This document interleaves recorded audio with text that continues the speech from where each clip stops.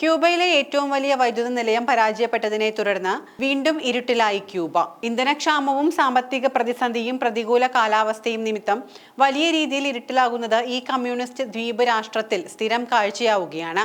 രാജ്യത്തെ ഏറ്റവും വലിയ ഊർജ്ജ നിലയമാണ് മറ്റൻസാസിയിലെ Antonio Guiteras power plant. Plant പുലർച്ചെ 2 മണിയോടെ അടച്ചുപൂട്ടിയതായാണ് വിവരം. ഹവാനയുടെ കിഴക്ക് ഭാഗത്തുള്ള മറ്റൻസാസ് പ്രവിശ്യയിലാണ് Antonio Guiteras thermo electric plant സ്ഥിതി ചെയ്യുന്നത്. രാജ്യം പൂർണ്ണമായും ഇരുട്ടിലാവാതിരിക്കാനുള്ള കടുത്ത പ്രയത്നത്തിലാണ് ക്യൂബൻ അധികൃതർ. രാജ്യതലസ്ഥാനമായ ഹവാനയിൽ പോലും വിരലിലെണ്ണാവുന്ന ഇടങ്ങളിൽ മാത്രമായിരുന്നു പുലർച്ചെ ലൈറ്റുകൾ പ്രവർത്തിച്ചിരുന്നതെന്ന് റോയിറ്റേഴ്സ് അടക്കമുള്ള വാർത്താ മാധ്യമങ്ങൾ റിപ്പോർട്ട് ചെയ്യുന്നു. ദ്വീപ് രാജ്യമായ ക്യൂബയിലെ വൈദ്യുതി നിർമ്മാണത്തിലെ ഏറിയ പങ്കും ആന്റോണിയോ ഗുട്ടറസ് പവർ പ്ലാന്റിലാണ് നടക്കുന്നത്. ഏകദേശം 10 ദശലക്ഷം ആളുകളെയാണ് ഊർജ്ജ നിലയത്തിന്റെ പ്രവർത്തനം നിലച്ചത് ബാധിച്ചിരിക്കുന്നത്. എത്ര ദിവസം വൈദ്യുതി വിതരണം തടസ്സപ്പെടുമെന്ന് അധികാരികൾ ഇനിയും വ്യക്തമാക്കിയിട്ടില്ല. ഇലക്ട്രിക്കൽ സംവിധാനത്തിലുണ്ടായ തകരാറുകൾ പരിഹരിക്കാനുള്ള ശ്രമങ്ങൾ ഊർജിതമായി നടക്കുകയാണെന്നാണ് അധികൃതർ വിശദമാക്കുന്നത്. ഓഗസ്റ്റ് മാസത്തിൽ 6 ആണവ നിലയങ്ങൾ പണിമുടക്കിയതോടെ 14 മണിക്കൂറിലേറെ ക്യൂബയിൽ വൈദ്യുതി മുടങ്ങിയിരുന്നു. പിന്നീട് കഴിഞ്ഞ ഒക്ടോബർ മാസത്തിലും 1-ലേറെ തവണ ക്യൂബയിലെ വൈദ്യുതി വിതരണം തടസ്സപ്പെട്ടിരുന്നു.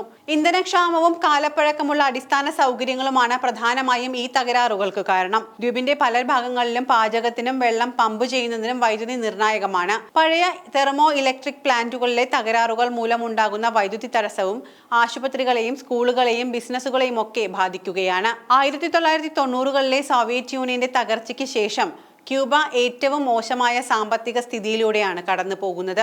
ഔദ്യോഗിക കണക്കുകൾ പ്രകാരം ക്യൂബൻ സമ്പദ് വ്യവസ്ഥ 2023-ൽ 2% ചുരുങ്ങിപ്പോകുകയും പണപ്പെരുപ്പം 2023-ൽ 30%-ലെത്തുകയും ചെയ്തിരുന്നു. ഇതിനിടെ ഫെബ്രുവരിയിൽ ഇന്ധനവിലയിലും വലിയ രീതിയിലുള്ള വർധനവ് വന്നിരുന്നു. സൗരോർജ്ജം ഉൽപ്പാദിപ്പിക്കാനുള്ള 31 കേന്ദ്രങ്ങളുടെ നിർമ്മാണം ഇവിടെ പുരോഗമിക്കുകയാണ്. അടുത്ത വർഷം പൂർത്തിയാകുമെന്നാണ് അധികൃതർ പ്രതീക്ഷിക്കുന്നത്.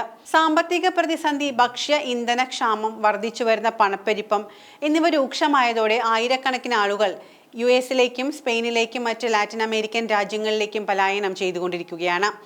എന്തായാലും ഇലക്ട്രിക്കൽ സംവിധാനത്തിലുണ്ടായ തകരാറുകൾ പരിഹരിക്കാനുള്ള ശ്രമങ്ങൾ ഊർജിതമായി നടക്കുന്നുവെന്നാണ് അധികൃതർ വ്യക്തമാക്കുന്നത്.